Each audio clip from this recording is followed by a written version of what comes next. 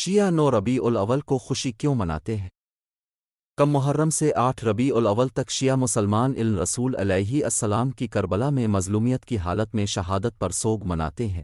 ان ایام میں شیعہ مسلمان کسی بھی قسم کی خوشی نہیں مناتے، حتیٰ کہ اگر کوئی قریبی عزیز بھی وفات پا جائے تب بھی شیعہ اس غم کو غم حصے پر حاوی نہیں ہونے دیتے۔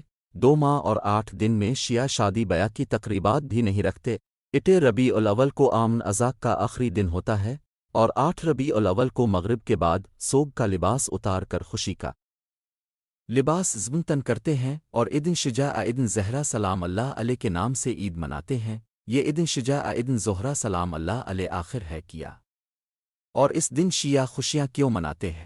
8 ربیع الاول کو شیعہ مسلمانوں کے 11ویں امام حسن عسکری علیہ السلام کی شہادت ہے۔ اس کے بعد امام مہدی امام آخر ازمہ کی امامت شروع ہو جاتی ہے، جو کہ شیعہ مسلمانوں کے وقت کے امام ہیں۔ اس لیے 9 ربیع الاول کو اپنے وقت کے امام کی تاج پوشی یا امامت کے منصب کو سنبھالنے پر یہ خوشی منائی جاتی ہے۔ امام مہدی ہی وہ امام ہیں جو ظہور فرما کر اس دنیا پر الہی حکومت قائم کر کے خدا کے دین کو پوری دنیا پر نافذ کریں گے اور دنیا پر امن قائم کر کے ظلم و جور کا خاتمہ کریں گے اور پھر قیامت برپا ہوگی۔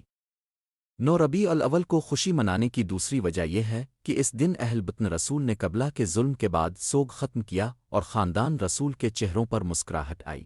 9 ربیع الاول کو جناب مختار سقفی نے حضرت محمد بن حنفہ کی خدمت میں قاتلان حصی کے سر بھیجے اور جب اپنے بھائی کے قاتلوں کے کٹے سر دیکھے تو سجدان ان سروں کو دیکھ کر اپنے سجدہ شکر کیا، پھر سر اٹھا کر فرمایا کہ خدا کا لاکھ لاکھ شکر ہے کہ اس نے میری وہ دعا قبول کر لی جو میں نے دربار کوفہ میں کی تھی، جب میرے بابا کا سر تشت میں رکھا ہوا تھا اور اس وقت ابن زیاد ملعون ناشتہ کر رہا تھا، یعنی خداوندہ مجھے اس وقت تک موت نہ دینا جب تک مجھے ابن زیاد ملعون کا کٹا ہوا سر نہ دکھا دے۔ اس کے بعد امام زین العابدین نے داخل خانہ ہو کر ان رسول سے فرمایا کہ اب لباس ماتم تبدیل کرو، آنکھوں میں سرما لگو، بالوں میں کنگھی کرو۔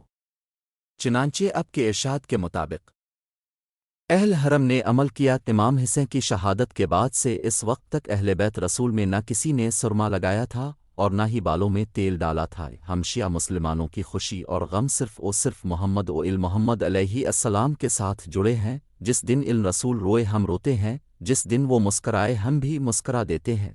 یہی وجہ ہے کہ جب مبر کے چہروں پہ مسرت آئی تو ہم نے بھی سوگ کے لباس اتار کر خوشی منائی۔